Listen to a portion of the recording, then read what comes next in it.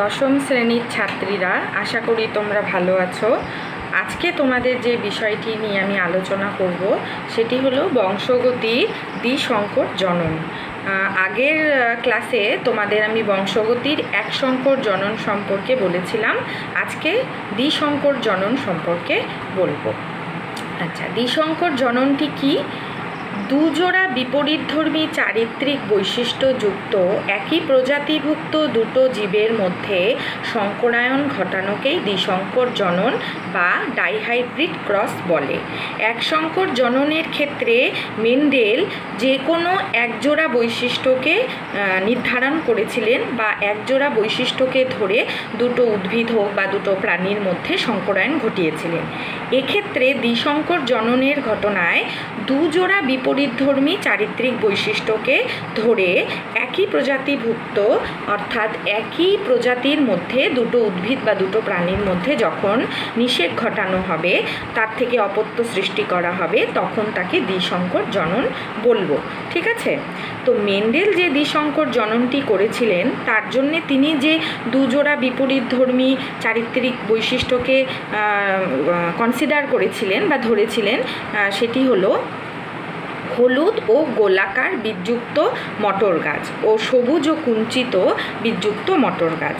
এক্ষেত্রে দেখো, হলুদ আর সবুজ হচ্ছে বীজের রং, ঠিক আছে?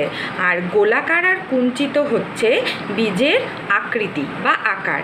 মটরশুঁটি বা মটর বীজ গোলাকারও হতে পারে, কুঞ্চিত হতে পারে।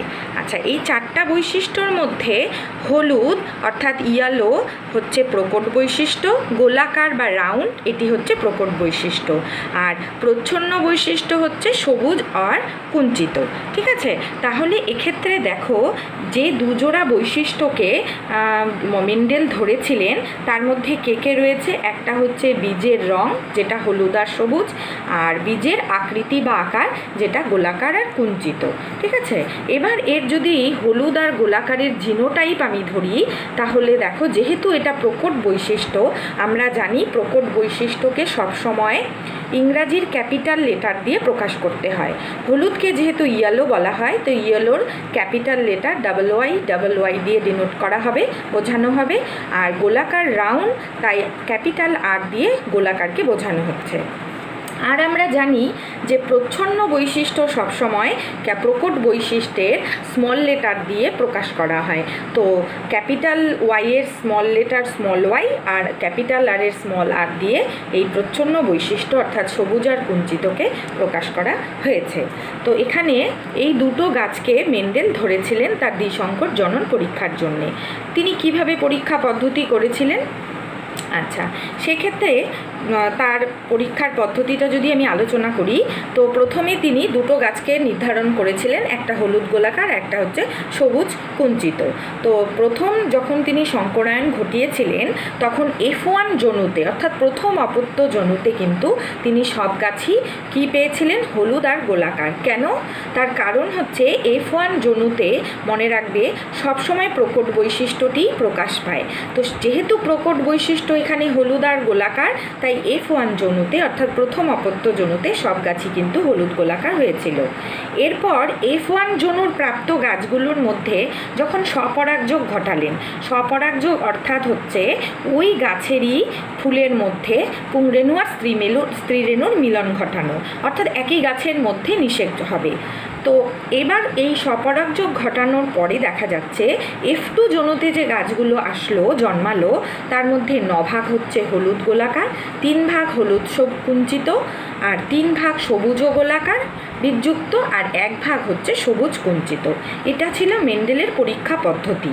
এবার এই পরীক্ষা পদ্ধতিটাকে আমরা চেকার বোর্ডের সাহায্যে আলোচনা করে দেখব। আচ্ছা, পি জনু অর্থাৎ প্যারেন্টাল জনু অর্থাৎ জনিত্রী জনু, তাহলে তাকে পি দিয়ে ডেনোট করা হয়।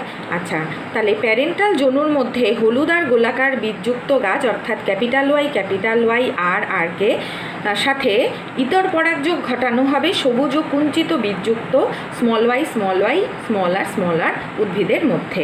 এখানে এই বৈশিষ্ট্যটি প্রকট, সেটা আমি আগেই বলেছি, আর এই বৈশিষ্ট্যগুলো প্রচ্ছন্ন। এই উদ্ভিদ থেকে প্রাপ্ত গ্যামেটের মধ্যে দেখো, একটা Y আসবে, একটা ক্যাপিটাল আর আসবে। আর এক্ষেত্রে যে গ্যামেটগুলো তৈরি হবে তার মধ্যে একটা স্মল ওয়াই এবং স্মল আর ফ্যাক্টর বলো, মেন্ডেল এগুলোকে ফ্যাক্টর বলেছিলেন, পরবর্তীকালে এগুলোকে অ্যালিল বা জিন দ্বারা বোঝানো হয়েছে। ঠিক আছে, তো ফ্যাক্টরগুলি কিন্তু আসছে। এবার এই গ্যামেটের যখন মিলন হবে তখন F1 জনুতে কিন্তু capital Y capital R small R genotype যুক্ত উদ্ভিদ সৃষ্টি হবে। এই উদ্ভিদটি কিন্তু দেখো কোন বৈশিষ্ট্যকে প্রকাশ করবে? প্রকট বৈশিষ্ট্যকে, অর্থাৎ হলুদ আর গোলাকার বৈশিষ্ট্যটি কিন্তু F1 জনুতে প্রকাশিত হবে। ঠিক আছে, ফিনোটাইপ দেখো হলুদ আর গোলাকার। কেন? কারণ হলুদ আর গোলাকারই হচ্ছে প্রকট বৈশিষ্ট্য। প্রচ্ছন্ন বৈশিষ্ট্য সবুজ কুঞ্চিত তারা কিন্তু F1 জনুতে প্রকাশ পাবে না। ঠিক আছে, এবার F1 জনুর যে উদ্ভিদগুলো পাওয়া গেল, এই যে উদ্ভিদগুলো, এদের মধ্যে স্বপরাগযোগ হবে, অর্থাৎ একই গাছের ফুলের মধ্যেই কিন্তু পুংরেণু স্ত্রীরেণুর মিলন ঘটানো হবে। এবার এই দেখো যে শঙ্কর গাছটি হয়েছে তার থেকে কি কি গ্যামেট হচ্ছে? 4 ধরনের গ্যামেট তৈরি হবে।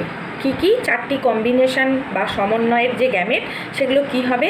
একটা ক্যাপিটাল ওয়াইয়ের সাথে ক্যাপিটাল আর ফ্যাক্টর যুক্ত গ্যামেট, একটা ক্যাপিটাল ওয়াই স্মল আর, একটা small Y small R capital আর, একটা স্মল ওয়াই স্মল আর। তাহলে এই 4 ধরনের কিন্তু গ্যামেট তৈরি হচ্ছে। এগুলোকে যদি আমরা স্ত্রী গ্যামেট ধরি, একইভাবে পুং গ্যামেট কী হবে দেখো? Capital Y capital R, capital Y small R, small Y small R, small Y capital, small Y small capital R এক্ষেত্রে স্মল ওয়াই স্মল আর। একই 4 ধরনের কিন্তু স্ত্রী গ্যামেট আর পুং গ্যামেট এখানে তৈরি হচ্ছে। ঠিক আছে, এবার এই গ্যামেটগুলোকে আমি চেকার বোর্ডের মধ্যে সাজিয়ে নেব। ঠিক আছে, তোমরাও এইভাবেই সাজিয়ে করবে, তাহলে তোমাদের করতে সুবিধা হবে। পুং গ্যামেটগুলোকে এখানে পরপর সাজিয়ে নিলাম, স্ত্রী গ্যামেটগুলোকে পরপর সাজিয়ে নিলাম, একই ধরনের গ্যামেট। আচ্ছা, এবার লেখার পরে আমরা ক্রসটাকে করব। ক্যাপিটাল ওয়াই ক্যাপিটাল আর যুক্ত স্ত্রী গ্যামেট যখন ক্যাপিটাল ওয়াই ক্যাপিটাল আর এর পুং গ্যামেটের সঙ্গে মিলিত হবে তখন যে উদ্ভিদ তৈরি করবে সেটা দেখো capital Y capital R capital R. Simple, কিচ্ছু নয়। এটার সাথে এটাকে যখন তুমি যোগ করবে তাতে যে জিনোটাইপটা আসবে লিখে দিবে। ঠিক আছে, এরপরে যেটা হবে, এর সাথে এর মিলনে কী গাছ তৈরি হবে? Capital Y capital R small R. ঠিক আছে, এইভাবে এটা দিয়ে আবার এটাকে করি। এক্ষেত্রে এই দুটো গ্যামেটের মিলনে দেখো কি আসছে? Capital Y small Y capital R capital R. এবার এই গ্যামেটটি যখন এই গ্যামেটের সঙ্গে মিলিত হবে তখন কি জিনোটাইপ আসবে? Capital Y small Y capital R small R. একইভাবে এখানের যতগুলো গ্যামেট আছে প্রত্যেকটিকে আমি এর সাথে কি করব? ক্রস করাবো। কিভাবে দেখো? এই ক্যাপিটাল ওয়াই স্মল আর গ্যামেট যখন এই 4টি পুং গ্যামেটের সঙ্গে মিলিত হবে তখন কি জিনোটাইপ তৈরি করবে? প্রথমে দেখি, capital Y capital R small R, capital Y small R. এক্ষেত্রেও দেখো ক্যাপিটাল ওয়াই ক্যাপিটাল আর এবং স্মল আর। এক্ষেত্রে এর সাথে যখন এ মিলিত হবে capital Y capital small R. একইভাবে এই দুটো গ্যামেট, এই গ্যামেটটি যখন এই 4টি গ্যামেটের সঙ্গে মিলিত হবে তখন এই 4টি জিনোটাইপযুক্ত উদ্ভিদ তৈরি করবে। আবার এই স্ত্রী গ্যামেটটি যখন এই 4টি গ্যামেটের পুং গ্যামেটের সাথে মিলিত হবে তখন এই 4টি জিনোটাইপযুক্ত গাছ তৈরি করবে। ঠিক আছে, এবার প্রত্যেকটা জিনোটাইপ থেকে তার ফিনোটাইপগুলো অর্থাৎ তার বাহ্যিক বৈশিষ্ট্যগুলো আমাদের নির্ধারণ করে নিচে নিচে লিখতে হবে।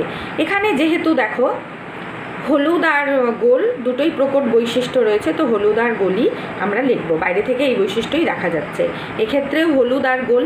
এখানে যদিও বা সবুজ বৈশিষ্ট্য নির্ধারণকারী ফ্যাক্টরটা রয়েছে, কিন্তু যেহেতু এটা প্রচ্ছন্ন বৈশিষ্ট্য সেই জন্য প্রকট বৈশিষ্ট্যের দায়ী ফ্যাক্টরটি থাকার জন্যে এর বৈশিষ্ট্য কিন্তু প্রকাশ পাবে না। সেক্ষেত্রে প্রকট বৈশিষ্ট্য গোল হওয়ার জন্য গোলটিই প্রকাশ পাবে। এক্ষেত্রেও দেখো তাই হলুদ আর গোল, এখানেও হলুদ গোল। ঠিক আছে, এইভাবে প্রত্যেকটি জিনোটাইপের নিচে নিচে তাদের ফিনোটাইপগুলো তোমাদের লিখে নিতে হবে। যেমন এক্ষেত্রে দেখো small Y capital R small Y. Small R. তো এক্ষেত্রে দেখো দুটোই কিন্তু প্রচ্ছন্ন বৈশিষ্ট্যযুক্ত ফ্যাক্টর রয়েছে, কোনো প্রকট বৈশিষ্ট্যের ফ্যাক্টর নেই। তাহলে এক্ষেত্রে প্রচ্ছন্ন বৈশিষ্ট্যটি প্রকাশ পাবে। সবুজ হচ্ছে ইয়েলোর অর্থাৎ হলুদের প্রচ্ছন্ন বৈশিষ্ট্য। এখানে যেহেতু প্রকট বৈশিষ্ট্যটি রয়েছে অর্থাৎ ক্যাপিটাল আর, যেটা গোলকে নির্ধারণ করে, তাই এখানে স্মল আর থাকা সত্ত্বেও অর্থাৎ প্রচ্ছন্ন বৈশিষ্ট্যটি থাকা সত্ত্বেও কিন্তু গোল বৈশিষ্ট্যটি বাইরে থেকে প্রকাশ পাবে। তো এই ক্ষেত্রে সবুজ আর গোল। এইটাকে তোমরা খেয়াল করো, স্মল ওয়াই স্মল আর। এখানে চারটি কিন্তু প্রচ্ছন্ন বৈশিষ্ট্যের দায়ী ফ্যাক্টরগুলি রয়েছে। স্মল ওয়াই হচ্ছে সবুজ বৈশিষ্ট্যের দায়ী ফ্যাক্টর, আর স্মল আর হচ্ছে কুঞ্চিত অর্থাৎ কুঞ্চিত আকৃতিযুক্ত বীজের দায়ী ফ্যাক্টর। তো এখানে যেহেতু দুটোই তোমার প্রচ্ছন্ন বৈশিষ্ট্য দায়ী ফ্যাক্টরটা রয়েছে, তাই দুটোই প্রচ্ছন্ন বৈশিষ্ট্যই প্রকাশ পেয়েছে, এখানে কোনো প্রকট বৈশিষ্ট্যের বহিঃপ্রকাশ হয়নি। আচ্ছা, এবার দেখো এই যে এখানে আমাদের যে জিনোটাইপ বা ফিনোটাইপগুলো পাওয়া গেল, তাদেরকে আমরা একটু আলাদা করব আমাদের ফিনোটাইপিক বা জিনোটাইপিক অনুপাতটি পাওয়ার জন্যে। তো হলুদ আর গোল বীজযুক্ত কতগুলো উদ্ভিদ পেয়েছি? এতগুলোর মধ্যে এখানে টোটাল দেখো 16টা আছে। 1 2 3 4 5 6 7 8 9 10 11 12 13 14 15 16টা। 16 ধরনের উদ্ভিদের মধ্যে কতগুলো হলুদ আর গোল বীজযুক্ত গাছ রয়েছে? একটা, দুটো, চারটে, টোটাল হচ্ছে 9টা। ঠিক আছে, দেখো হলুদ গোল হলুদ গোল হলুদ গোল হলুদ গোল, এখানেও রয়েছে হলুদ গোল, এখানেও হলুদ গোল, এখানেও হলুদ গোল, এখানেও হলুদ গোল, এখানেও হলুদ গোল। হিসাব করে দেখবে তোমরা 9টা রয়েছে। হলুদ আর কুঞ্চিত রয়েছে হচ্ছে তোমার 3টে। ঠিক আছে, এই জিনোটাইপযুক্ত একটা, এই জিনোটাইপযুক্ত দুটো। আর সবুজ আর গোল বীজযুক্ত রয়েছে এটাও 3টে। স্মল ওয়াই ক্যাপিটাল আরের একটা, আর small Y capital R small আরের দুটো। তো টোটাল 3টে। আর সবুজ আর কুঞ্চিত রয়েছে একটাই, এই যে সবুজ আর কুঞ্চিত কিন্তু একটাই রয়েছে। তাহলে দেখো হলুদ আর গোল বীজযুক্ত 9টা, হলুদ কুঞ্চিত বীজ 3টা, সবুজ ও গোল বীজ 3টে, সবুজ আর কুঞ্চিত একটা। তাহলে এগুলো যেহেতু বাহ্যিক বৈশিষ্ট্যের ধরলাম আমরা, কোনো জিনোটাইপ এখনও ধরিনি, তো সেই জন্যে ফিনোটাইপিক অনুপাত আসবে দ্বিসংকর জননের ফলে 9:3:3:1। এই যে দেখো ফিনোটাইপিক অনুপাত হচ্ছে 9:3:3:1। আর এক্ষেত্রে জিনোটাইপিক অনুপাতটি যদি করো, এটা অনেকটাই বড়, তো এখানে আসবে 1:2:2:4:1:2:1:2:1। ঠিক আছে, এটা তোমরা দেখে নেবে। এইবার মেন্ডেল এই যে দ্বিসংকর জনন পরীক্ষাটি করেছিলেন, তার থেকে তিনি কোন সূত্রের নির্ধারণ করেছিলেন? সেই সূত্রটি হচ্ছে স্বাধীন বিন্যাসের সূত্র। কি সূত্রটি? 2 বা ততোধিক বিপরীত বৈশিষ্ট্যযুক্ত একই প্রজাতিভুক্ত দুটো জীবের মধ্যে সংকরায়ন ঘটালে উৎপন্ন অপত্য জীবে বিপরীতধর্মী বৈশিষ্ট্যের ফ্যাক্টরগুলি একত্রিত হলেও গ্যামেট গঠনকালে এরা আলাদা হয়ে যায় এবং স্বাধীনভাবে সম্ভাব্য সকল প্রকার সমন্বয়ে গ্যামেটের সঞ্চারণ ঘটায়। অর্থাৎ মেন্ডেল দেখো যে দুজোড়া বিপরীতধর্মী চারিত্রিক বৈশিষ্ট্য নির্ধারণকারী ফ্যাক্টরগুলো ধরেছিলেন, সেক্ষেত্রে এরা পাশাপাশি থাকলেও কিন্তু মিশ্রিত হয়ে যায় না, কখনো একসাথে মিশে যায় না। যখন আবার গ্যামেট গঠন করে তখন পরস্পর কিন্তু ফ্যাক্টরগুলি আলাদা হয়ে গিয়ে সম্ভাব্য সমস্ত ধরনের গ্যামেটের উৎপত্তি ঘটায়। আমি তোমাদেরকে একটু দেখাই, তাহলেই বুঝতে পারবে। এই দেখো capital Y capital R small R যে রয়েছে এই ফ্যাক্টরগুলো, এরা কিন্তু পাশাপাশিই রয়েছে। আবার প্রয়োজন পড়লে এরা সবার সাথেই সবাই মিশে গিয়ে কিন্তু গ্যামেট গঠন করতে পেরেছে। ঠিক আছে, স্বাধীনভাবে বিন্যস্ত হয়ে গ্যামেটটা তৈরি করেছে, কেউ কারোর উপর সাথে কিন্তু মিশে যায়নি। ঠিক আছে, তো এটাই মেন্ডেল বোঝাতে চেয়েছিলেন যে ফ্যাক্টরগুলি কখনো মিশে যায় না, বরঞ্চ গ্যামেট গঠনকালে আবার আলাদা হয়ে যেতে পারে। ঠিক আছে, তো এইবার মেন্ডেলের বংশগতি সূত্রের ব্যতিক্রমী ঘটনা একটা আলোচনা করব, যেটাকে আমরা অসম্পূর্ণ প্রকটতাও বলি। ঠিক আছে, মেন্ডেল বলেছিলেন যে একসংকর জনন পরীক্ষা অনুযায়ী প্রকট আর প্রচ্ছন্ন যখন আসবে দুটো ফ্যাক্টর, তার মধ্যে সবসময় F1 জনুতে প্রকট বৈশিষ্ট্যটি প্রকাশ পাবে। মেন্ডেলের এটাই তথ্য ছিল। ঠিক আছে, কিন্তু সন্ধ্যামালতী বা স্ন্যাপড্রাগন বলে একটা গাছ আছে, তোমরা সবাই জানো সন্ধ্যামালতীকে। তো ওই উদ্ভিদে কি হয়, প্রকট আর প্রচ্ছন্ন বৈশিষ্ট্য পাশাপাশি থাকা সত্ত্বেও F1 জনুতে অর্থাৎ প্রথম অপত্য জনুতে প্রকট বৈশিষ্ট্যের বহিঃপ্রকাশ ঘটে না বা প্রচ্ছন্ন বৈশিষ্ট্যেরও বহিঃপ্রকাশ ঘটে না। সেক্ষেত্রে কি হয়, প্রকট বা প্রচ্ছন্ন বৈশিষ্ট্য প্রকাশ না পেয়ে একটা অন্য মিশ্র কোনো একটা ফিনোটাইপ, যেটা আমরা বাইরে থেকে দেখতে পারি, সেই বৈশিষ্ট্যের বহিঃপ্রকাশ ঘটে। তো মেন্ডেলের কথা অনুযায়ী যে F1 যৌনুতে প্রকট বৈশিষ্ট্য বহিঃপ্রকাশ ঘটবে, এটা কিন্তু এই ক্ষেত্রে মিলল না। এটা হচ্ছে মেন্ডেলের সূত্রের ব্যতিক্রমী ঘটনা যেহেতু, তাই একে বলা হয় অসম্পূর্ণ প্রকটতা। ঠিক আছে, তাহলে আমরা দেখি ঘটনাটি কি ঘটে। একটা সন্ধ্যামালতী বা স্ন্যাপড্রাগনের যদি লাল ফুলযুক্ত উদ্ভিদ ধরা হয়, লালকে ইংলিশে বলা হয় রেড বৈশিষ্ট্যটি প্রকট, তাহলে এটি ক্যাপিটাল আর দিয়ে প্রকাশ করা হবে। আর সাদা ফুলটি বৈশিষ্ট্যটি হচ্ছে প্রচ্ছন্ন, তাহলে এটি স্মল আর দিয়ে প্রকাশ করা হবে। এটা হচ্ছে প্যারেন্টাল যৌন। এর থেকে যে উদ্ভিদটি তৈরি হবে প্রথম অপত্য যৌনুতে, F1 যৌনুতে, তাতে কিন্তু লাল ফুল যেটি প্রকট বৈশিষ্ট্য সেটি প্রকাশ পাওয়ার কথা ছিল মেন্ডেলের সূত্র অনুযায়ী, কিন্তু এখানে ব্যতিক্রমী হিসাবে দেখো গোলাপি ফুলযুক্ত উদ্ভিদের সৃষ্টি হলো। লালও প্রকাশ পেল না, সাদাও প্রকাশ পেল না, লাল আর সাদার মিশ্রণে গোলাপি রঙের সৃষ্টি হলো। তো এটা যেহেতু মেন্ডেলের ব্যতিক্রমী ঘটনা, তো এটাকে তোমাদের আলাদাভাবে জানতে হবে। এবার দেখো F1 যৌনুতে প্রাপ্ত উদ্ভিদগুলোর মধ্যে যদি স্বপরাগযোগ ঘটাই, তাহলে কি হবে, লাল ফুল, গোলাপি ফুল, সাদা ফুল একটু যৌনুতে তৈরি হচ্ছে। ঠিক আছে, এবার একটু চেকার বোর্ডের সাহায্যে এটা করে দেখাই। লাল উদ্ভিদ, বিশুদ্ধ ফুল মানে ফুলের ক্যাপিটাল আর, বিশুদ্ধ সাদা স্মল আর, এদের থেকে প্রাপ্ত গ্যামেট ক্যাপিটাল আর স্মল আর, যাদের থেকে F1 যৌনুতে যে উদ্ভিদটি হলো সেটি সম্পূর্ণ গোলাপি উদ্ভিদ। ঠিক আছে, এবার এই F1 যৌনুর প্রাপ্ত উদ্ভিদের মধ্যে যদি স্বপরাগযোগ ঘটাই, তাতে আসলো ক্যাপিটাল আর স্মল আর গ্যামেট। এই গ্যামেটের মধ্যে যখন মিলন হবে তখন কি হবে দেখো, ক্যাপিটাল আর মিলনে লাল ফুল, ক্যাপিটাল আর স্মল আরের মিলনে গোলাপি ফুল, এক্ষেত্রেও দেখো গোলাপি ফুল, আর শেষে স্মল আরের মিলনে সাদা ফুল।